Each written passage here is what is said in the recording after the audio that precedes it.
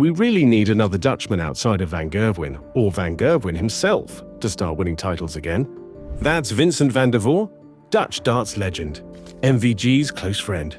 July 2025. The darts world nodded. He's right. MVG is finished. Dutch darts is dying. But here's what nobody checked.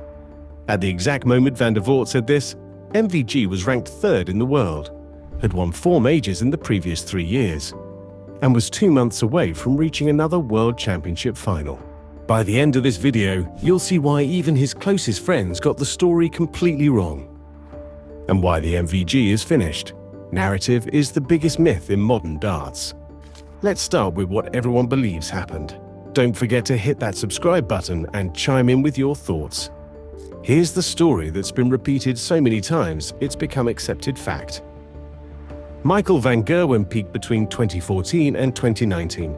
He was unstoppable, averaging over 100 like it was nothing, collecting majors like Pokemon cards, making Phil Taylor look mortal. Then everything seemed to fall apart. The explosive celebrations became desperate. The missed doubles piled up. Luke Littler arrived. Luke Humphries arrived. Josh Rock arrived. And they left him behind. Look at his 2025 Premier League campaign. First time in years he missed the playoffs.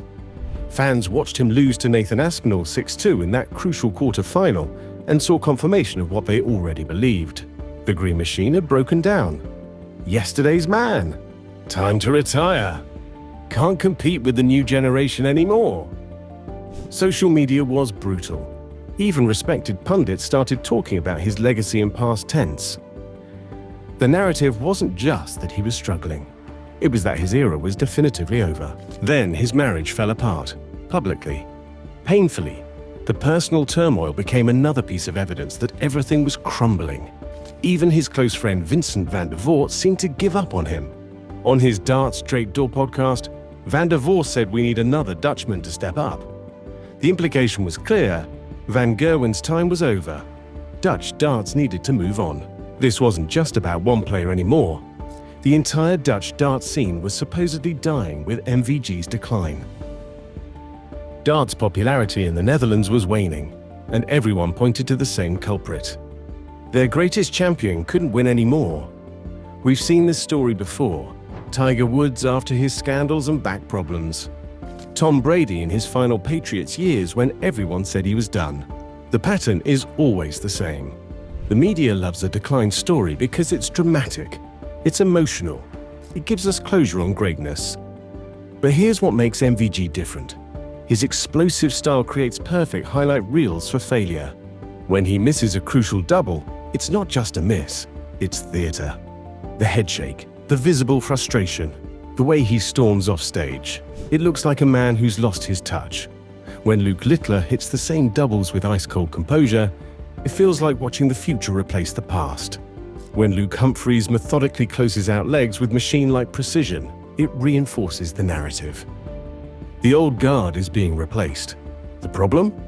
Drama and decline make compelling storytelling.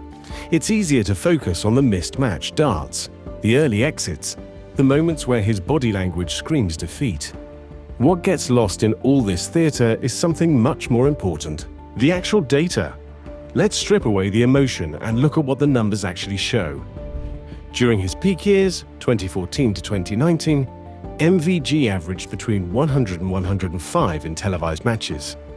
During his decline years, 2020 to 2025, roughly 98 to 102. We're talking about a 2 to 3 point difference. For context, most players would kill for a 98 average in a major final. What MVG considers a bad day would be a career-defining performance for half the tour. Think about that for a second.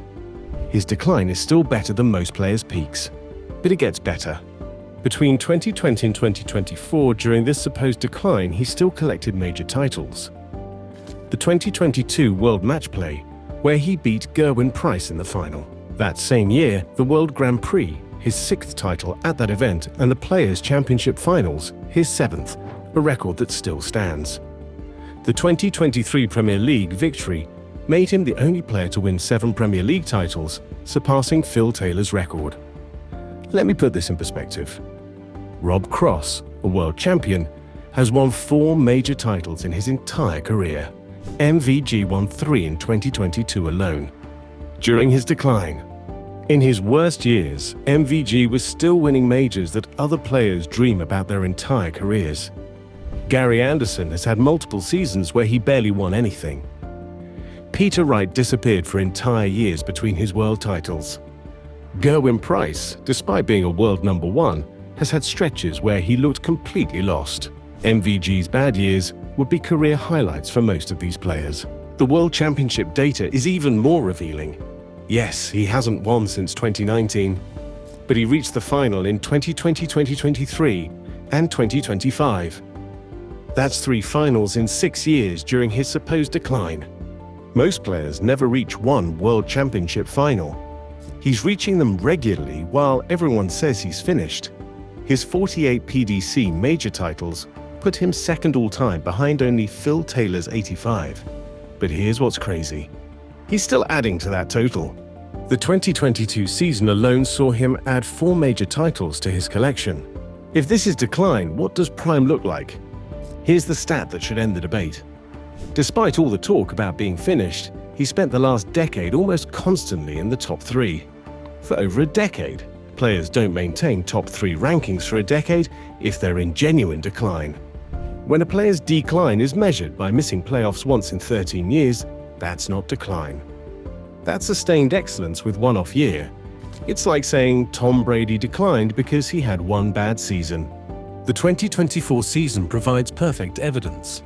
While everyone focused on his UK Open exit to Mensah Suljovic and his World Championship quarter final loss to Scott Williams, they missed the bigger picture. He still reached major finals. He still averaged over 100 in crucial matches. He still showed flashes of the form that made him dominant.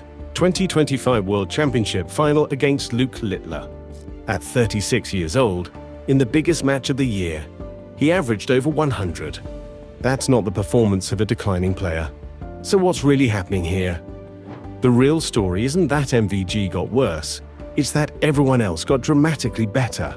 When Van Gerwen was establishing dominance in the mid-2010s, he was a pioneer.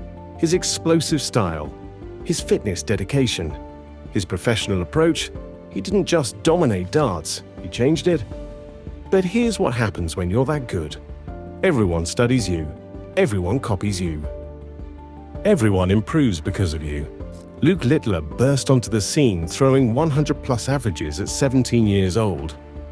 Consistency that took MVG years to develop. Luke Humphries evolved into a machine with methodical precision. Josh Rock has also emerged onto the scene throwing high averages. Look at the numbers across the entire tour. In 2015, if you averaged 95 in a major tournament, you had a decent chance of winning matches. In 2025, that same 95 average might get you knocked out in the first round. The standard required just to compete at the highest level has risen dramatically. The scoring power that made MVG unique in 2016, standard by 2025. His ability to hit 180s consistently. Now it's expected. He's doubling percentage? The baseline for elite players. Tiger Woods faced the exact same challenge. When Tiger dominated in the early 2000s, the field was weak behind him. By the 2010s, everyone had caught up. They studied his methods, improved their fitness, raised their games. Tiger's decline coincided with everyone else getting better.